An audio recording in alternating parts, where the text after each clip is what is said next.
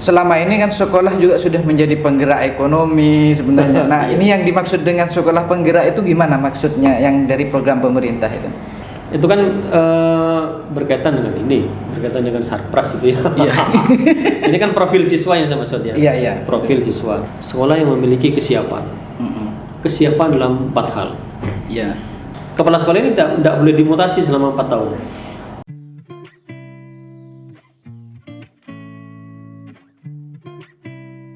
Assalamualaikum warahmatullahi wabarakatuh. Waalaikumsalam warahmatullahi wabarakatuh. Kita berjumpa lagi dengan Kabar Madura Audiovisual. Kebetulan hari ini kedatangan tamu Kepala Dinas Pendidikan dan Kebudayaan Kabupaten Pamekasan. Sebelumnya apa Pak dinasnya? Pendidikan saja, Dinas Pendidikan. Ya. Dinas Pendidikan. Oh, berarti ini di satu dinas dilantik 2 kali nih berarti? 2 kali. 2 kali. Karena berubah nomenklatur. Oh, nomenklaturnya. Perbedaannya apa dari dinas sebelumnya? Dari Dinas Pendidikan ditambah kebudayaan itu? Iya. Sebelumnya 4 kabid, sekarang sudah 5 kepala bidang. Oh, Yang kelima itu bidang kebudayaan. Bidang kebudayaan. Oke. Tapi hari ini tidak mau berbicara soal kebudayaan, tapi lebih kepada pendidikan gitu kan. Oke. Ya. Pak, di Pamekasan itu sistem pendidikan hari ini masih menggunakan pendidikan jarak jauh atau pendidikan tatap muka? Ya, masih menggunakan pembelajaran jarak jauh. Jarak jauh. Atau BDR, belajar dari rumah. Oh, belajar dari rumah ya. Menggunakan online ya. Online. Dan apa ada yang mencoba disimulasikan maksudnya untuk dilaksanakan pembelajaran tatap muka? Sudah. Bahkan sudah dilakukan selama 3 bulan. Selama 3 bulan ini sudah dilakukan. Sudah pernah bulan kemarin bulan September ya, 24 September sudah. Udah. Sejak 24 September? Iya, pernah melaksanakan pembelajaran tatap muka pernah.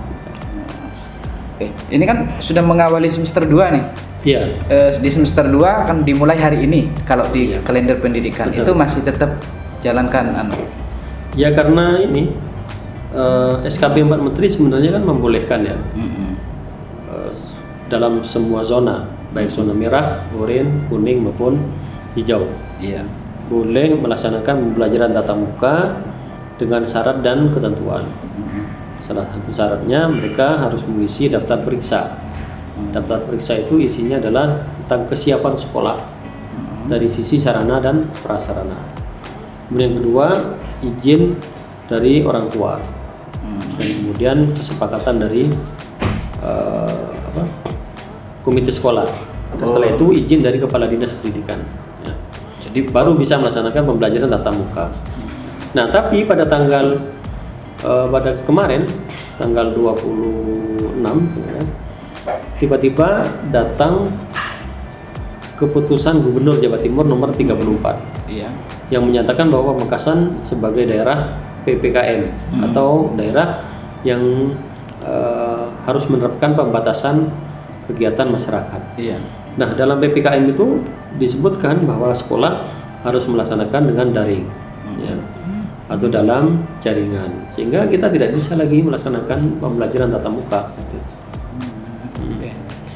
Terlepas dari proses yang sekarang masih pandemi apa semuanya kan pemerintah pusat itu maksudnya dalam hal ini kementerian memiliki program sekolah penggerak. Iya. Nah, sekolah penggerak itu kan sebenarnya bisa menjadi salah satu solusi dalam situasi pandemi hari ini. Itu ngomong-ngomong, Pamekasan akan jalankan sekolah penggerak juga, Pak? Jadi sekolah penggerak ini adalah program wajib pemerintah. Iya. Hanya secara bertahap gitu ya. Jadi misalnya ada beberapa tahapan yang dilaksanakan. Misalnya tahun 2021 sampai 2022 di 34 provinsi dan 100 kabupaten kota itu akan dilaksanakan 2.800 sekolah penggerak. Di tahun ini 2.800 di seluruh Indonesia. Seluruh Indonesia. Ya, yang harus menjalankan sekolah penggerak itu. Itu semua tingkatan. Iya. Dari SPAUD sama sampai dengan SMA. sampai SMA. Hanya di kita ini kan baru PAUD, SD dan SMP. SD dan Sementara SMP. SMA kan wilayahnya Provinsi, tingkat ya? provinsi. Jadi sekolah penggerak ini dimulai tahun ini dan akan tuntas pada tahun 2027 lah. 2027 ada waktu 7 tahun. Ada ya, itu seluruhnya nanti 100% akan melaksanakan sekolah penggerak. Jadi tahun ini baru 2.800 sekolah penggerak di seluruh Indonesia. 2022, 2023 ada 10.000. Kemudian 2024 ada 40.000. Ya. Makin meningkat jumlahnya. Ya, terus begitu. Ya, sekarang ini di Indonesia baru 2.800 2021 ini. Ini Pak, di Departemen Pendidikan kita memiliki program sekolah penggerak. Iya. Secara kesiapan Kabupaten Pamekasan untuk menjalankan program sekolah penggerak itu. Kita sangat siap, Pak. Jadi SDM kita sangat siap, sarana prasarana kita siap, dukungan masyarakat juga sudah siap. Jadi semua komponen itu kita siap. Ada 4 komponen tadi kan? Iya. Ada sekolah, kepala sekolah, guru, kemudian dukungan masyarakat maupun siswa. Itu kita sudah siap. Andaikan kita dapat program ini, kita siap melaksanakan. Kan tahapan-tahapan ini kan banyak nih, jumlahnya kan tidak bisa menjangkau seluruh sekolah yang ada di Indonesia kan, termasuk bisa saja tidak menjangkau seluruh kabupaten. Nah, Pamekasan sendiri apakah mendapatkan alokasi untuk program sekolah penggerak? 2021 itu seluruh Indonesia 2.800. Apakah Pamekasan akan mendapat bagian dari 2.800 itu? Kita masih menunggu informasi secara resmi tertulis dari pemerintah pusat. Secara tertulis kami belum dapatkan. Ada bocoran kabar misalnya Pamekasan? Belum, kami belum dapatkan. Kalau di media sosial tidak menjadi dasar bagi kami kan. Kami hanya lihat resminya itu. Tapi secara kesiapan kalau misalnya nanti ini Pamekasan nih untuk bisa jalankan sekolah penggerak ada berapa misalnya? Kapanpun kita siap. Seluruh komponen SDM-nya juga siap. Sudah kita siap, Pak. Kita siap kok semuanya. Yang jelas kan sampai 2025 itu kan tuntas semua nanti. Kalau tahun ini tidak dapat, nanti mungkin tak dapat. Nah, sekolah penggerak itu apa? Tadi sudah jelaskan ya. Ya. Tentang Oke. sekolah penggerak. Itu ngomong-ngomong gimana sih Pak sekolah penggerak itu? Kan Iya. sebenarnya selama ini kan sekolah juga sudah menjadi penggerak ekonomi sebenarnya. Nah, Iya. ini yang dimaksud dengan sekolah penggerak itu gimana maksudnya yang dari program pemerintah itu? Jadi sekolah penggerak itu sekolah yang dapat menggerakkan sekolah-sekolah lain. Oh. Ya. Makanya disebut dengan penggerak karena dia harus menggerakkan sekolah-sekolah yang lain. Misalnya di Pamekasan 8 ya. Kita ambil SD saja. Iya. Maka yang 8 itu kan akan tersebar di 13 kecamatan. Mungkin ada yang satu kecamatan tidak dapat mungkin ya. Iya, iya. Ya, tetapi misalnya di Telanakan misalnya ada satu sekolah yang kita jadikan sebagai sekolah penggerak. Sekolah penggerak. Maka satu sekolah ini harus menggerakkan sekolah-sekolah yang ada di sekitarnya itu. Jadi sekolah penggerak itu sekolah kalau dari sisi definisi umumnya yang berfokus pada pengembangan hasil belajar siswa secara holistik. Jadi fokusnya pada hasil pembelajaran siswa secara holistik. Jadi kita berpikirnya begini, ada siswa yang sekolah 10 tahun misalnya. Iya. Lalu ada siswa yang sekolah 1 tahun. 1 tahun dan 10 tahun sama-sama sekolah di bidang ekonomi misalnya.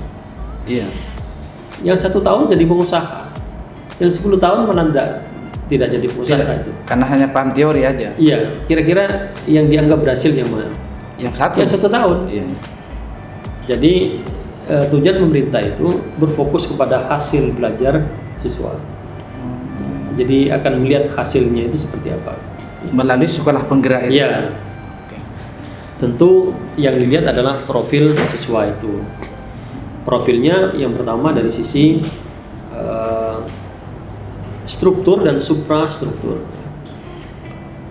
Struktur itu misalnya dari sisi keilmuan dia menguasai, itu kan struktur pendidikan. Ya. Struktur siswa itu kan begitu.